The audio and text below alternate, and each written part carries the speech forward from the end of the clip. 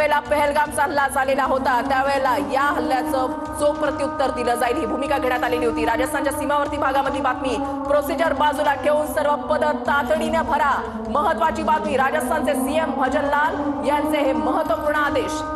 तर एक अत्यंत महत्त्वाची बातमी राजस्थानमधून, राजस्थानच्या सीमावर्ती भागातली सर्व रिक्त पदांची भरती करण्याचे आदेश भजनलाल यांनी दिलेले आहेत। प्रोसिजर बाजूला ठेवून सर्व पद तातडीने भरा असे आदेश आता राजस्थानचे मुख्यमंत्री भजनलाल यांनी दिले आहेत। एकीकडे राजस्थानमधून पाकिस्तानवर जोरदार हल्ला करायला सुरुवात केलेली आहे।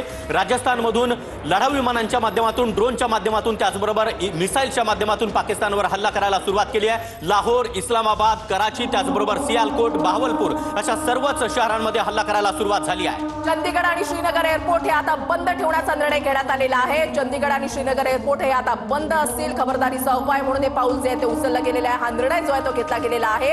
सर्व एअरपोर्टवर, देशभरातल्या सर्व एअरपोर्टवर हाय अलर्ट जारी करण्यात आलेला आहे आणि आता चंदीगड आणि श्रीनगर एअरपोर्ट जे आहेत ते बंद ठेवण्याचा निर्णय घेण्यात आलेला आहे। सुरक्षेच्या दृष्टिकोनातून देशभरातील 24 विमानतळ बंद ठेवण्याचा निर्णय भारत सरकारने घेतला आहे। चंदीगड, श्रीनगर एअरपोर्टसह देशभरातील 24 विमानं ही आता बंद असतील। अत्यंत महत्त्वाची बातमी आपण पाहतोय, विमानतळ ही बंद ठेवण्याचा निर्णय आता घेतलेला आहे। इटलीच्या परराष्ट्र मंत्र्यांसोबत देखील अजित डोवाल यांनी चर्चा केलेली आहे। इटली, अमेरिका, त्याचबरोबर युरोपियन युनियन अशा सर्व आंतरराष्ट्रीय पातळीवरून पाकिस्तानला घेरण्याचा प्रयत्न भारत करत आहे। परराष्ट्र मंत्री एस जयशंकर हे संपूर्ण विदेशातील अधिकाऱ्यांसोबत चर्चा करतायत। चंदीगड, श्रीनगर एअरपोर्ट आता बंद असणार आहे। देशभरातील 24 एअरपोर्ट हे सुरक्षेच्या दृष्टीने आता बंद करण्याचा निर्णय भारत सरकारने घेतला आहे।